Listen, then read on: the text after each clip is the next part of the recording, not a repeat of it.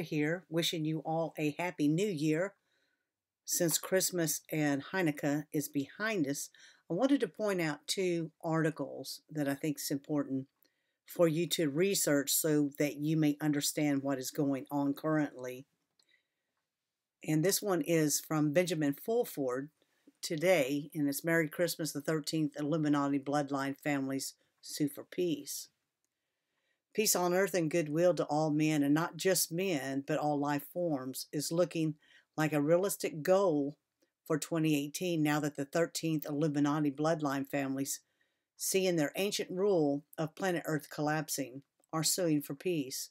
Last week, a representative of the G7, which is Germany, UK, corporate US, Japan, Italy, France, and Canada, met with a representative of the White Dragon Society to discuss peace terms, according to a White Dragon Society member who was present at the meeting.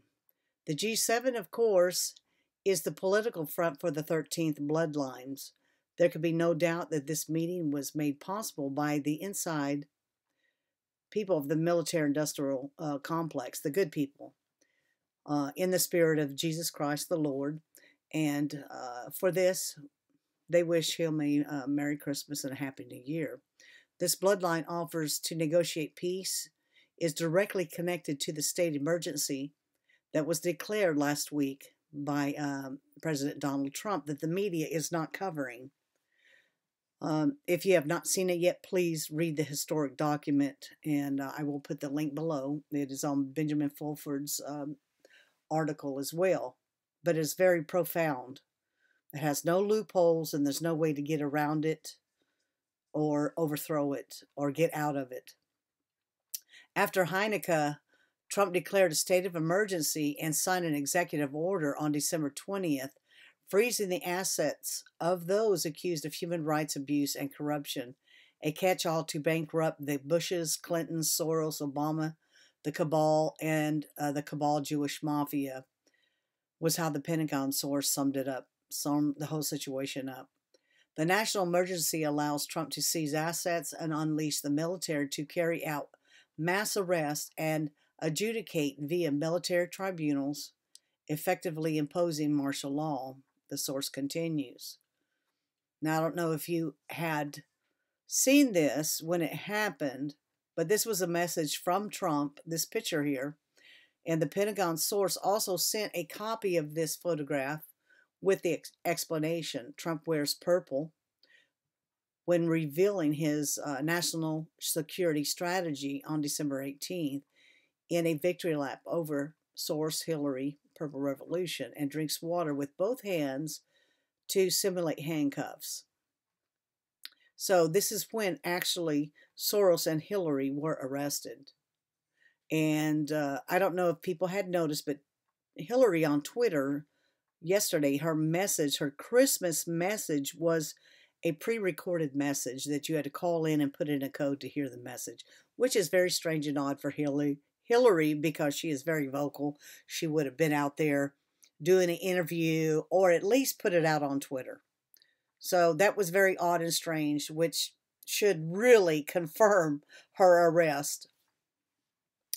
So clearly reacting to the situation, the representatives of the bloodline set the meeting for December 23rd, the birthday of the Japanese emperor, and claimed to be a representative of the imperial family as well as the G7. The representative, who acted as if he was negotiating a surrender, said the bloodlines want to keep existing nation, states, and institutes as they are, but that's not going to happen, folks.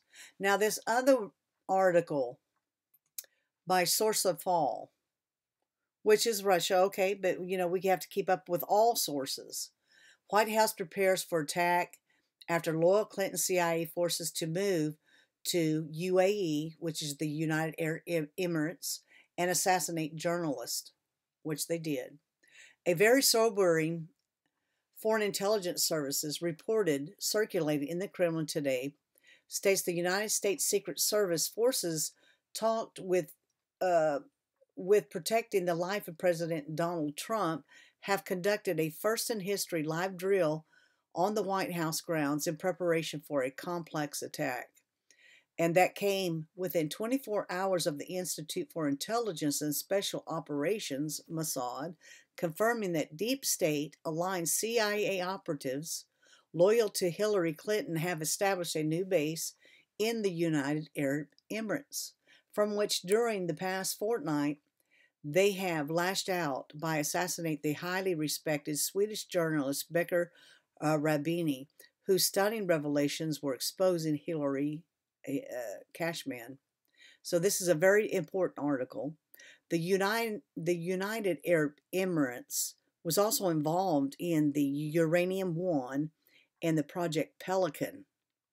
I will leave also links in there for you in the description box for you to investigate those two. It has to do with nuclear um, club cars that is in Florida, Cape Canaveral, and some people already know about it. They've heard me talk about it. But this all ties into the Uranium One with Russia, the United Arab Emirates, Saddam's ex nuclear guy, Jafar, and the Pakistanis, and so forth. So this is very important for everybody to know what is going on. We are in a national emergency, which the media will not disclose, because there's a battle going on. There's a war going on silently, and we just have to keep praying that the republic will be saved, and instead of falling into the hands of these demonic entities that have taken over since well over 120 years, actually since 1913, through the Federal Reserve. But there's a lot of intel that I can't go into. I was asked not to, so I'm not until it starts trickling out, and then I can. But there are some sources that say that Soros is dead. Some say he had a heart attack. There's conflicting intel about this. But what I can do is let you listen to Natasha, and I would subscribe to her because she's a great attorney, and she's with the Trump campaign or the administration inadvertently. Listen to her here just for a little, and then you can sum up for yourself. And of course, subscribe to her and keep up with her, and she'll keep you well informed. But here's a little bit of what Natasha says. They're going to have to make these people disappear. They don't want to admit that they're all being locked up. So in his report, they're talking about George Soros and also the very elite and the rich and the families. And they're trying to say that they're going to come to terms with not ruling with their money like poison, but trying to retain control over money, because they figure if they leave it to us, their thought is we'll stop working. Even though they haven't worked, their work has been at stealing our money. So it's going to be interesting how it plays out. There's been an arrest for a warrant for George Soros' arrest in several countries. And now they're trying to say he had a heart attack and he has a 30% chance of survival. On Benjamin Fulford, they're stating that he's been in custody and being interrogated for a while. And also, like we've heard in other reports, that Gitmo was visited by Mattis, and they're getting ready to put some special prisoners there. So we're going to, again, have to wait and see. We're not always going to hear the details of everything they do, everybody, because the world wants to cry about it too much. There's too many trolls and too many Democrats, and sometimes they just have to do these things. And on the mainstream media fake news, they're going to be lying about what happened to these people and where they are. They're not going to admit to everybody in mainstream media that there's been this massive takedown. They should, and it should be done, but it hasn't been done already, thus the lie about the heart attack. And they went into such elaborate detail, and that he only has a 30% chance of recovery so that they can, oft him when he's in Gitmo or wherever. And one other thing, everybody, you have to understand that a lot of these people are brands and illusions. And maybe George Soros is already dead. I was told he was dead already, but they keep the brand alive, Obama alive, Hillary alive. Thus, they keep the Democratic Party alive. And if they ever had a decent replacement to run for 2020, you already would have stopped hearing their names. The reason they keep these alive is because they want us to still think the Democratic Party has a potential.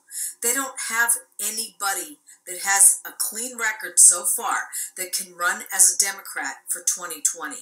And I don't know what they're going to do, but all the other people are subject to this executive order for their ill-gotten wealth.